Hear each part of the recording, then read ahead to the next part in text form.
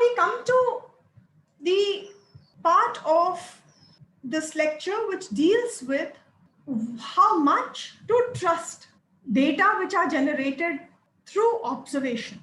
So are observational data trustworthy? Can we trust them? Or are there any issues which need to be taken care of while gathering and generating observational data? Now, one must remember that human perception is highly selective. Researchers are also human beings and they have their own perceptions which have developed over a period of time. The same phenomenon will be interpreted differently by different people, as also the same person may interpret a phenomenon differently across time. So often our views and perceptions are clouded by our biases, by our interests, our background and social and cultural conditioning. And these then get reflected in our research as well, both while we are conducting fieldwork as well as while we are reporting the findings. So one needs to remember that seeing is not always believing, and one needs to delve deeper into identifying anything which may be hidden, which may not have come to the surface at that instant, but will certainly need investigation, further investigation, if so required. Now, while we are talking about human perception as being selective, there is a way to overcome that, or at least reduce or minimize the influence of our perceptions while undertaking research or while reporting the results of our research. And how that can be done? That can be done by training ourselves to become skilled observers. So scientific inquiry using observational methods of data collection require disciplined training and rigorous preparation. So researchers need to do systematic research observations, and that training would involve disciplined recording of field notes, writing as descriptively as possible, and then separating necessary data from irrelevant or trivial information which one normally gathers, and using rigorous methods to validate our observations. Again, coming back to using the triangulation method, using different other methods to collect data. One must also remember that preparation for observation involves physical, mental, intellectual, and psychological dimensions and robustness on part of the researcher. It requires learning to concentrate while observing and not simply seeing any object or phenomenon. So we must be observant. We must concentrate on the object or on the phenomenon under study and be able to discern the intricacies of that observed phenomenon. And that can only happen if a researcher is physically fit, mentally fit, intellectually fit, and psychologically fit. One of the dangers of completely immersing oneself into the event or the phenomenon under study, observer as a participant, complete immersion. One of the dangers is that researchers may get too involved, particularly when they are investigating, when they are studying very delicate or complex issues. And in such a scenario, they may be impacted adversely. So a researcher has to be psychologically fit. Physically, of course, many sites of field work would require a certain minimum level of physical health and well-being. For example, while conducting research in high altitude area, there is a necessary mandatory requirement of at least 24 to 48 hours of acclimatization. Those who do fieldwork in difficult terrains necessarily have to be physically fit. They also have to be mentally fit.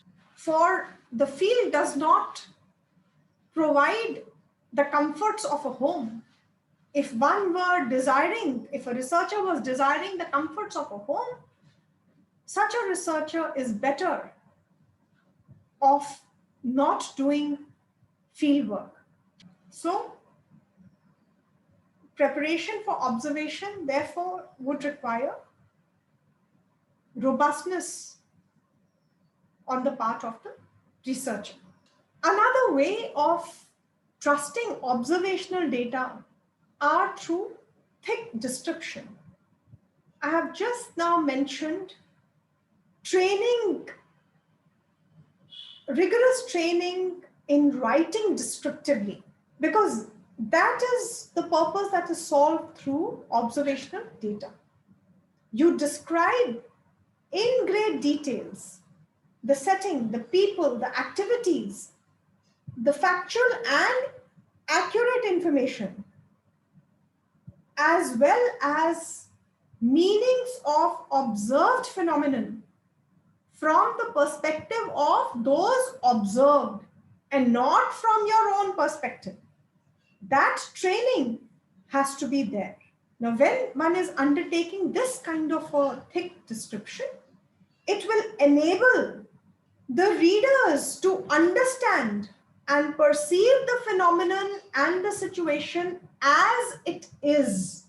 And that is the intent of a researcher.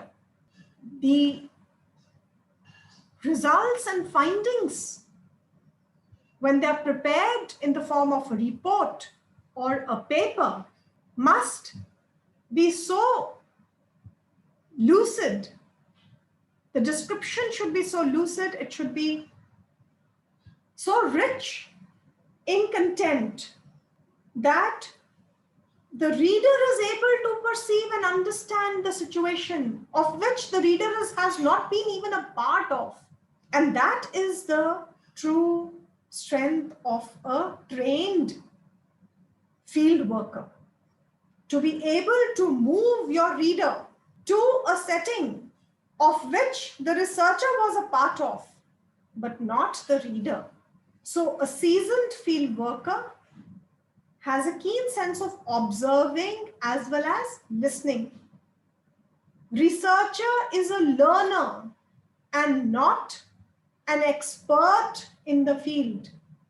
If the researcher goes to the field with a sense of pride of knowing everything, then the researcher is unlikely to gain much from the field.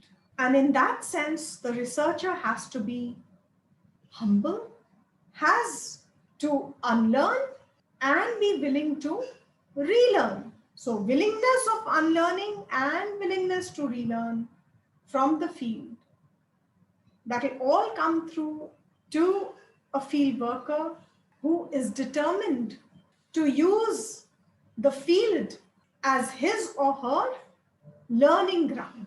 A seasoned field worker is also the one who takes down extensive field notes. And these field notes are the bricks and mortar of field research. So without bricks and mortar, you don't have a building. Likewise, field notes are the building blocks. And these building blocks are the ones which provide the basis for coming out with a well-documented, well-written report or a research output, which would enable the reader to understand and perceive the phenomenon or the situation as it is. A seasoned field worker is also the one who spends time in reflecting on daily experiences as well as the data which are collected in order to deepen his understanding about the field and the phenomenon. While the researcher is immersed in the field during the active part of doing observation, the researcher must also be able to step back and reflect on the experiences that he or she has acquired as part of that observation, as part of that field work, reflect on the data which have been collected, as these reflections will only help to deepen the understanding of the researcher about the phenomenon which are under investigation. Last but not the least, a seasoned field worker works through iteration and retraining to contextualize the experience. Here I would like to bring you back to the initial part of my lecture where I had stated that let the field moderate your research questions. Let there be an iterative process of fine-tuning and refining your research questions, which must be informed from the field, must be informed from your experience of the field, and thereby a seasoned field worker retrains himself or herself to contextualize that experience. Now let us sum up.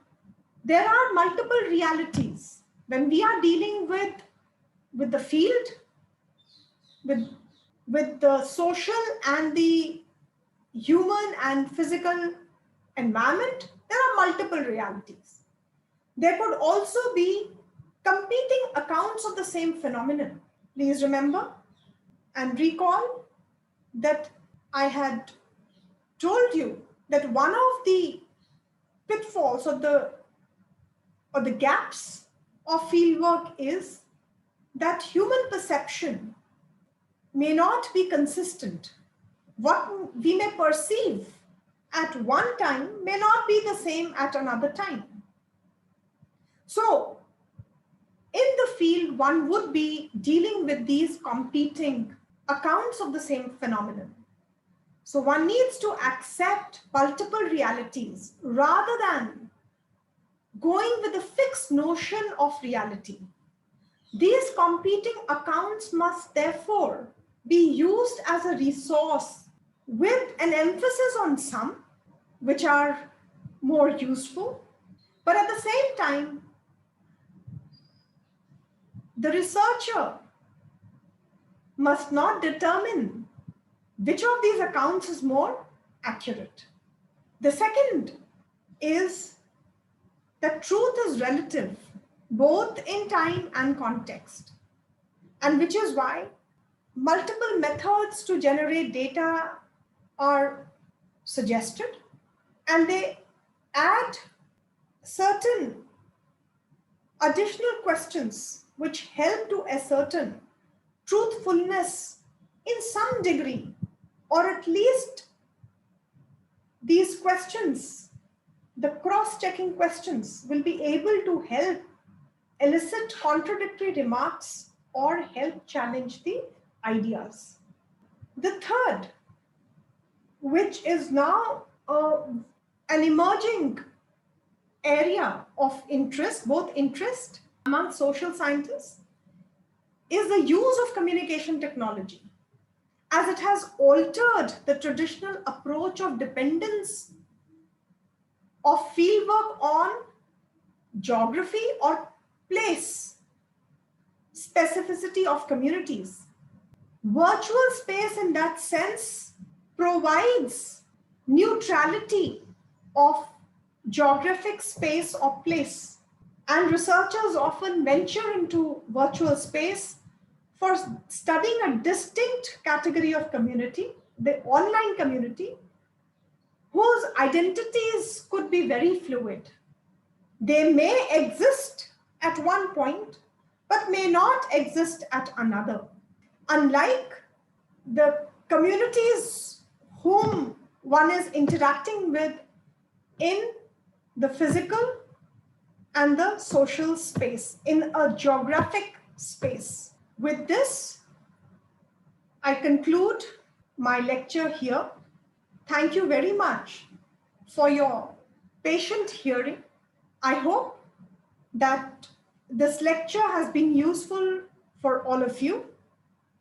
And although there has been no possibility of having discussions here, however, if you have any queries, I will be happy to address them over an email communication on my email ID, Bhavna, BHAWNA .bali @terisas, TERISAS .ac.in.